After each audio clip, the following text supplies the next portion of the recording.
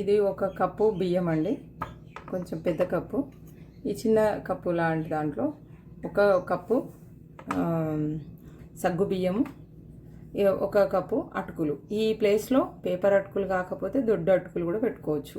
ఇవన్నీ పౌడర్ చేసి డైరెక్ట్గా మిక్సీలో కొన్ని వాటర్ పోసుకొని లిక్విడ్ లాగా చేసుకోండి. ఇప్పుడు ఒక కడాయిలో ఒక కప్పు నీళ్లు పోసుకోండి. నీళ్లు వేడయ్యేటప్పుడు కొంచెం ఉప్పు, చిల్లీ ఫ్లేక్స్, అదేవిధంగా కొంచెం నూనె.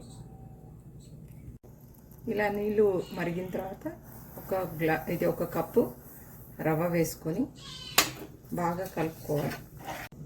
పూర్తిగా ఇలా రవ్వ అయ్యాక ఇట్లా స్ప్రెడ్ చేసుకొని స్టవ్ ఆఫ్ చేసుకొని కాసేపు పక్కన పెట్టుకోవాలి. ఇప్పుడు ఈ విధంగా అయిందండి పౌడర్గా. దీంట్లో కొంచెం కొంచెం నీళ్లు పోస్తూ పేస్ట్లా తయారు చేసుకోవాలి.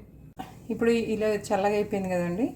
ఈ విధంగా ఈ పేస్ట్ కూడా ఇందులో వేసుకొని కలుపుకోవాలి. కొంచెం రుచికి తగ్గట్టు ఉప్పు వేసుకొని కలిపి ఒక 5 నిమిషాలు పక్కన పెట్టుకోవాలి. రుచికి తగిన విధంగా ఉప్పు వేసుకొని పక్కన పెట్టుకోవాలి. కొత్తిమీర వేసుకున్నాండి. అదే ఉల్లిపాయలు, పచ్చిమిరపకాయలు కూడా వేసుకొని ఇంకా వడలు వేసుకోవడానికి రెడీగా పెట్టుకున్నాం. అదేవిధంగా పించ్ ఆఫ్ బేకింగ్ సోడా వేసుకోండి. చాలా క్రిస్పీగా అవుతాయండి ఇవి. ఈ విధంగా ఇంట్లో చేసుకొని తిన్నారంటే ఒకటి మాత్రం షూర్, ఇంకా బయట ఎప్పుడు తినరు. అదేవిధంగా ఏ పిల్లలైనా చేసుకోవచ్చు, ఎందుకంటే నీరు బాగా గుంజుతుంది రవ్వ, అందుకని చిన్న పిల్లలైనా శుభ్రంగా చేసుకోవచ్చు.